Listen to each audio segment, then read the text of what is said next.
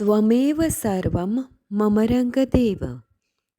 દત્ત ભાગવતનું બિરુદ પામેલ શ્રી રંગ અવધૂત શ્રી વિરચિત શ્રી ગુરુલીલામૃત ગ્રંથ આવાગમનના ફેરામાંથી મુક્ત કરાવે છે. જાણે બ્રહ્મરસાસ્વાદે ભર્યો નર્યો ગ્રંથ સાધ્યંત.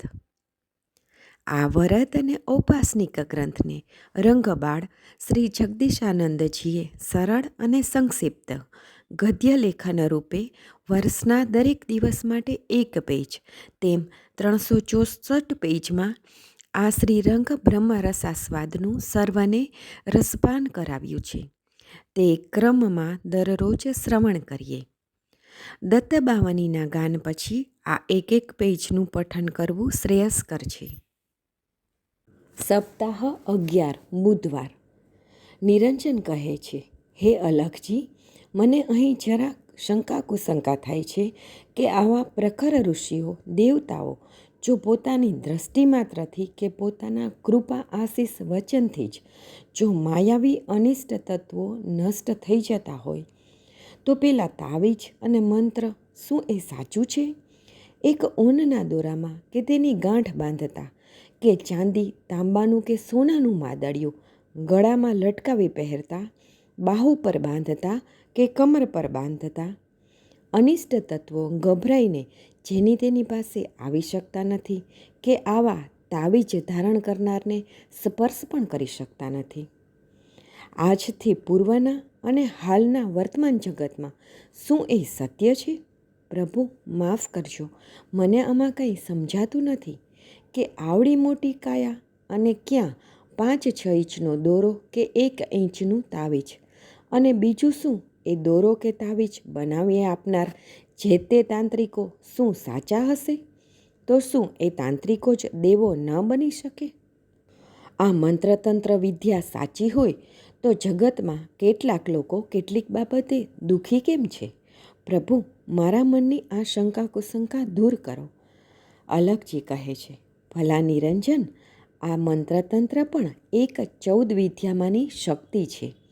આ મંત્રતંત્ર વિદ્યાશક્તિની બહુ લાંબી તો નહીં જ, પણ તને સમજાઈ જાય એવી થોડીક ગૂઢ શક્તિની વાત કરું છું. જોજે હો, જાણ્યા કર્યા વિના કોઈની દેખાદેખી કરી જગતના લોકોને ઉલ્લુ બનાવવાની આ વિદ્યા નથી.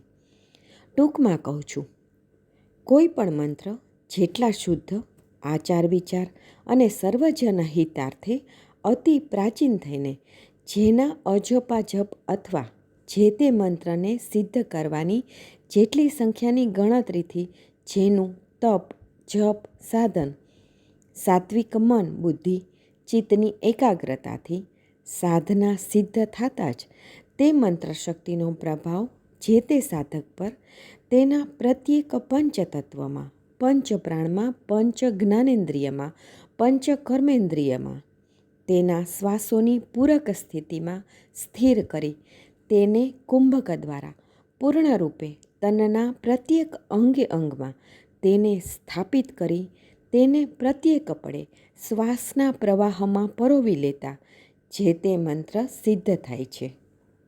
આવા સાધકો જે તે દુખિયારાને પોતાનો સ્પર્શ કરતા, દ્રષ્ટિ કરતા, વાણી દ્વારા આદેશ આજ્ઞા આપતા, જે તે સાધકે પોતાના હાથમાં જે તે વસ્તુનો સ્પર્શ કરી આપતા, ફૂંક મારતા, દોરાને હથેળીમાં રાખી સંપૂર્ણ રીતે તેને આમ તેમાં ફેરવી જે તે મંત્ર શક્તિને જે તે દુઃખના નિવારણ માટેના સંકલ્પથી ગાંઠ બાંધીને જે તે દુખિયારાના શરીર પર ધારણ કરતા, જે તે મંત્ર સાધકને શરીર સ્પર્શ થતા મલિન તત્વ કે અનિષ્ટ તત્વો તેને છોડીને દૂર ચાલ્યા જાય છે. કેટલીક વાર તો મંત્રના સિદ્ધ સાધકોને દૂરથી આવતા જોતા જ કેટલીક માયાવી શક્તિઓ ચાલી જાય છે. કેટલાકે ફરી ફરી જે તેના શરીરને ક્યાંય હેરાન ન કરે તેના માટે આવા મંત્ર સિદ્ધ સાધકો પોતાને મળતા સમય, પાત્ર, સ્થાન, સામગ્રી વગેરેનો સદુપયોગ કરી મંત્ર સિદ્ધિ પ્રાપ્ત કરે છે. પણ આ બધું બાજુ પર મૂકીને ખરા અર્થમાં માત્ર હૃદયની શુદ્ધ ભાવના જ જે તે મંત્રના ઈષ્ટદેવ પરની પૂર્ણ શ્રદ્ધા, પૂર્ણ સમર્પિત શરણાગતિ અને શ્વાસ સાથેનું અનુસંધાન છે. પોતે પોતાના વડે જ પોતાને જ પામે છે. કેટલાક મંત્રોને જે તે વૃક્ષની છાલ પર, કપડા પર, કાષ્ઠ પર, જે તે ધાતુના પતરા પર વગેરે પર અંકિત કરી મંત્રના સાત્વિક આવાહન દ્વારા પ્રગટ કરી જે તે સાધ્યને જે તે સાધન દ્વારા પ્રાણની ચેતન શક્તિ દ્વારા જડને પણ ચેતન કરતા હોય છે. હે નિરંજન, આ મંત્ર શક્તિની વાત હજુ આગળ પણ કરીશ. નામ સ્મરણ સૌ સિદ્ધ છે, હોય નિર્મલ મન, જડ ચેતન સચરાચરે કરે પાવન તન. દર્દીનું ચિંતન. અવધૂત ચિંતન શ્રી ગુરુદેવ દત્ત.